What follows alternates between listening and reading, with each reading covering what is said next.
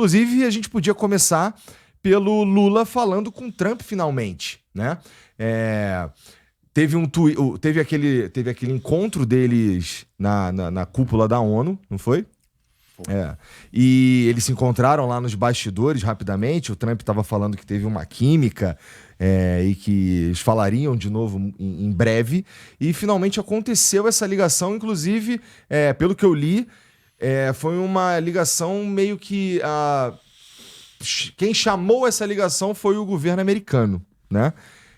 Segundo a Reuters. Então, finalmente aconteceu e os dois saíram falando bem da conversa, finalmente. A única coisa que talvez deu que eu fiquei pensando, putz, acho que isso daqui pode ser que deu uma travada, que o Marco Rubio, que a princípio tocará essas negociações aí, né? O que tu achou disso tudo aí, Tramonta? A primeira coisa que eu fiquei surpreso, o Lula com pouco cabelo, parece que adorou aquela cabeleira amarelada, com aquela cor tão diferente do Donald Trump, né? Você sabe que eu recebo memes o tempo todo, acho que todos nós recebemos memes com o desenho da cabeleira do Trump, que permite todo tipo de brincadeira, né? Rapaz, você vê que coisa surpreendente, né? Tivemos uma ótima conversa e vamos começar a fazer negócios, disse Trump, né? E depois ele escreveu na rede social: em breve devo me encontrar com Lula, aí tanto no Brasil quanto nos Estados Unidos, ou seja, aqui nos Estados Unidos ou lá, né? O que é uma surpresa. Tem uma coisa que é muito interessante, é que as duas chancelarias mantiveram em absoluto segredo esta conversa, né? Não vazou para ninguém, nem para Eduardo Bolsonaro. Porque se tivesse vazado para ele, ia tentar derrubar. Ou, no mínimo, ele ia falar antecipadamente, tentar faturar de algum jeito. Mas, independentemente disso, nem dentro do governo, no caso do governo brasileiro, pouquíssimas pessoas sabiam desse telefonema. E ele acabou acontecendo. Teoricamente, né? É uma boa notícia. Está se abrindo aí um canal de conversa, mesmo porque na conversa dos dois, de acordo com o que a chancelaria brasileira divulgou, só se falou de tarifaço. E o Lula pediu para que o governo americano cancelasse as sanções às autoridades brasileiras. E não se falou da questão política. Verdade, pelo que eu li. No que vai dar, não sei. Eu acho que essa é uma divisão, né? O Brasil tem dois problemas com os Estados Unidos. Um deles está ligado com a área comercial, que são as tarifas.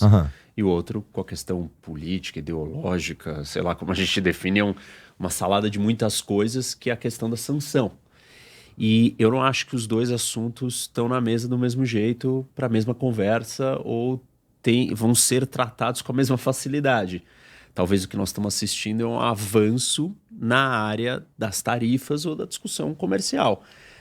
Resolver o problema político coloca o Trump num lugar muito estranho, porque ele já mostrou que ele, né, enfim, defendeu o Bolsonaro, o Eduardo Bolsonaro está lá articulando, então existe algum alinhamento, existe um alinhamento ideológico, é indiscutível isso. Então não me parece que o Trump iria dar um cavalo de pau desse tamanho nessa área. Tem uma coisa que você falou, Igor, e que está todo mundo falando, e que eu acho que é importante a gente bater nessa tecla. O Trump tem uma armadilha e deu para o Rubio. É um assunto internacional. Quem é o secretário?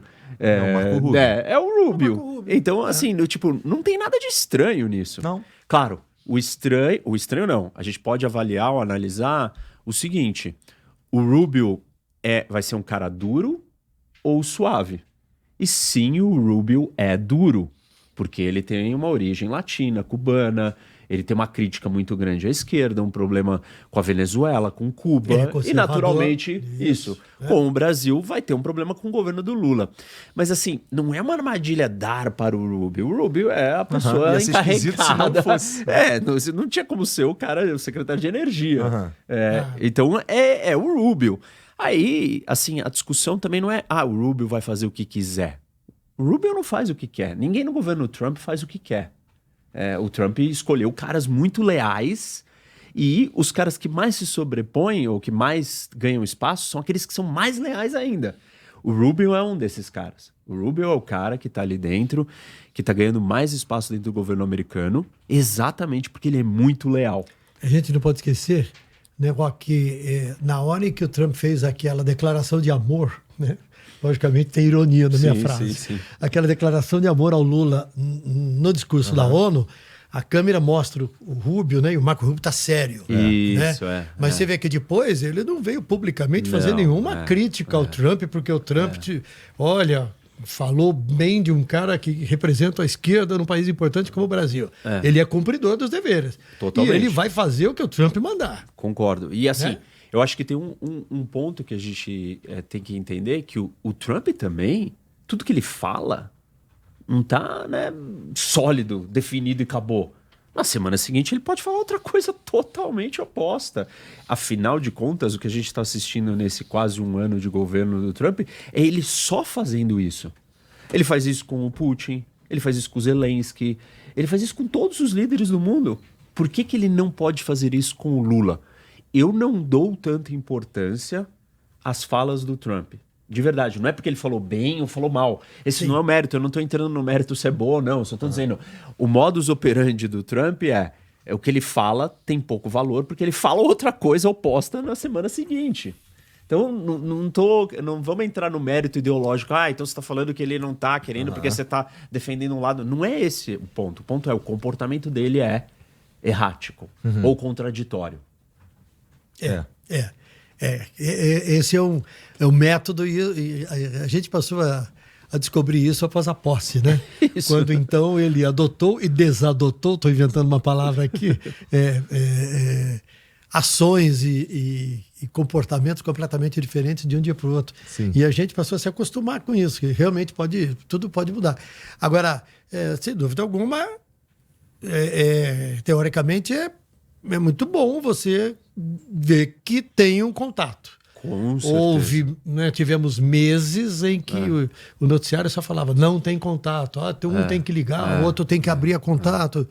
De repente teve, primeiro por uma iniciativa do Trump lá no abraço, e segundo teve na manifestação pública dele na ONU, no discurso, e agora tudo é acertado entre chancelarias, né? Nada é o acaso. O fato dele ter ligado para o Brasil não é algo que você fala assim, nossa, não, tudo é acordado, que horas vai ligar, quem vai ligar, qual é o telefone que vai ser chamado, quem estará junto na mesa ouvindo o que está sendo dito, mesmo porque o presidente Lula não fala inglês. Isso. E tem um tradutor ao lado que normalmente é o chanceler, né, de relações exteriores, que é o Mauro Vieira. É ele quem faz a tradução e aí um conversa com o outro da mesma forma lá do outro lado, né? Então nada é o acaso, mas sem dúvida alguma é uma notícia que só não agrada, eu acho que aqueles que torciam contra. As torcidas ideológicas podem ficar incomodadas com passos dos dois lados. O ponto é, do ponto de vista do interesse nacional brasileiro, é óbvio que o Brasil tem que resolver a sua tensão com os Estados Unidos. Por questões comerciais, econômicas, negócio, dinheiro, emprego, tudo. Por que a gente também tem que resolver a questão política? Porque o Brasil não quer estar num lugar pária, sancionado, com juízes da Suprema Corte sancionadas. Não estou discutindo se a sanção tem legitimidade, tem sustentação, tem base para ter acontecido. Estou dizendo que do ponto de vista do Brasil, a gente não quer estar nesse lugar. E claro que os grupos políticos vão puxar para os seus lados. Do mesmo jeito que para o Eduardo Bolsonaro ou para os bolsonaristas eles estão tentando fazer influência para que a pressão sobre o Brasil e sobre o governo brasileiro aumente, o Lula também talvez até agora não quis procurar, porque a popularidade dele aumentou com essa história. Claro. Né? Com um inimigo externo. Isso é política tradicional, clássica, não tem nenhum segredo em dizer isso. Então por que o Lula não ligou até agora? Também por isso, porque ele está ganhando politicamente. O que todo mundo no Brasil tem que perceber é que os interesses desses dois grupos não necessariamente estão alinhados com os interesses do Brasil. Estão alinhados primeiro com os interesses da sua permanência no poder ou com o seu sucesso político, né, com a sua jogada política interna, e depois estão associados ou ligados ao interesse nacional. Mas o interesse nacional está evidente nessa discussão toda, que está em segundo plano para esses dois grupos. Sem dúvida alguma. E a direita perdeu mais uma bandeira, né? Porque a direita também continuava usando isso. Está vendo? Continuamos sem ter uma conversa. Está vendo? Não há nenhum avanço. O governo não abre portas para Muito um relacionamento isso, interessante para o Brasil. O petismo e o presidente Lula só pensam no petismo, no presidente Lula e no anti-americanismo.